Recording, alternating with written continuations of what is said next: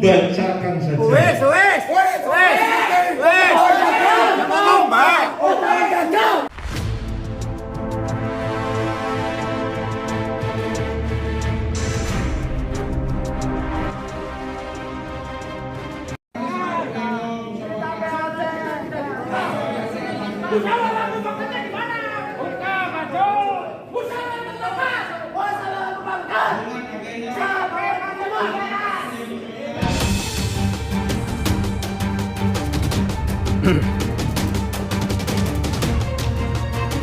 Assalamualaikum warahmatullahi wabarakatuh. Salam Nusantara, salam sejahtera.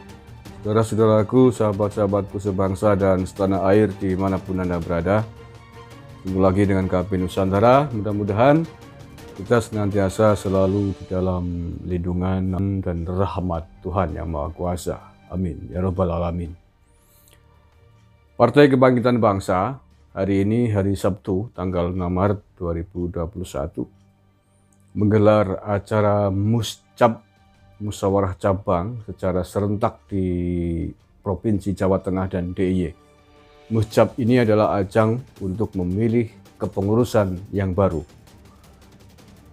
Muscab yang dibuka secara virtual oleh Cak Imin atau Muhaimin Iskandar di Kabupaten Banyumas. Muscab PKB berlangsung seru, bahkan panas dan menimbulkan kericuan yang tidak terkendali.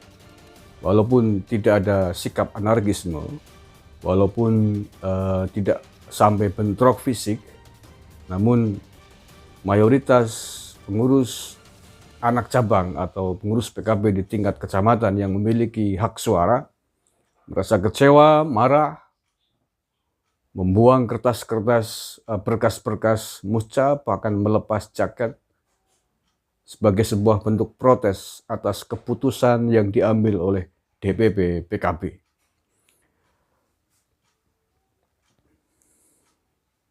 Bahwa di dalam Muscab ini, DPAC atau Dewan Pengurus Anak Cabang PKB dalam kurung di tingkat kecamatan diberikan hak suara untuk memilih siapa calon yang diunggulkan, siapa ya calon pemimpin PKB yang akan dipilih, baik Tanfidiah maupun Suriah, mohon maaf saya koreksi, baik Dewan Tanfid, ketua pelaksananya maupun ketua Dewan Suronya.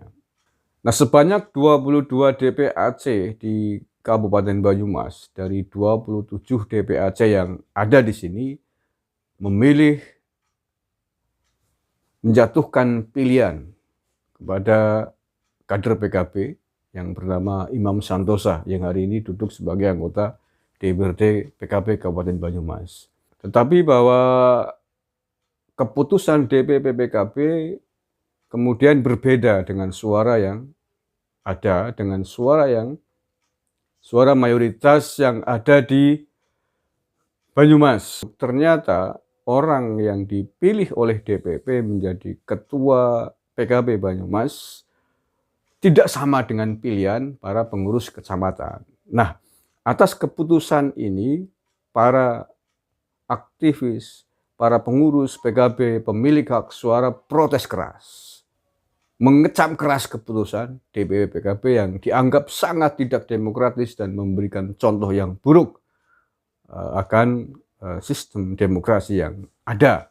Karena menurut mereka, dan saya kira memang benar, bahwa demokrasi selalu mengedepankan azas musyawarah dan mufakat atau voting, pemilihan suara ketika tidak tercapai. Nah, mestinya suara mayoritas adalah keluar sebagai pemenangnya. Tapi faktanya bahwa DPP PKB berdalih dengan aturan yang baru, menunjuk orang lain menjadi pengurus PKB memimpin Banyumas. Dan ini panas sekali, bisa disaksikan di dalam video ini. Dan akhirnya, dan atas protes keras dari para pengurus PKB di Kabupaten Banyumas ini, akhirnya Muscab PKB di Banyumas di-cancel, ditunda untuk waktu yang tidak ditentukan. Nah, ini adalah pelajaran yang berharga bagi Cak Imin ya, Muhaimin Iskandar, karena mungkin selama ini tidak banyak orang-orang yang berani frontal dan tegas melawan kebijakannya, melawan keputusan-keputusannya. Dan Banyumas telah menunjukkan bahwa mereka keras dan tidak mau disetir begitu saja. Bahwa mereka memiliki hak suara yang seharusnya didengarkan. Mereka telah menjatuhkan pilihan. Mereka telah mempunyai keputusan sendiri karena mereka merasa bahwa PKB di Banyumas ya mereka yang tahu gitu. Mereka yang capek mengeluarkan keringat, mengembangkan, membesarkan PKB di sini yang hari ini memiliki 8 kursi dari 50 kursi yang ada di Kabupaten Banyumas. 22 DPAC ini sebelumnya sudah mewarning Cak Imin dan DPP PKB bahwa mereka akan melawan ketika keputusan dan hasil musyawarah mereka tidak dihargai dan tidak dipakai oleh DPP PKB. Mereka menilai aturan yang dipakai oleh DPP dengan menunjuk orang untuk memimpin PKB tanpa mendengarkan keputusan dan suara terbanyak dari Banyumas adalah sebuah pembusukan demokrasi. Nah, mudah-mudahan ini segera bisa diselesaikan, ada kompromi yang baik, demokrasi memang harus ditegakkan, karena sistem pemilu kita saja sudah memakai suara terbanyak ya.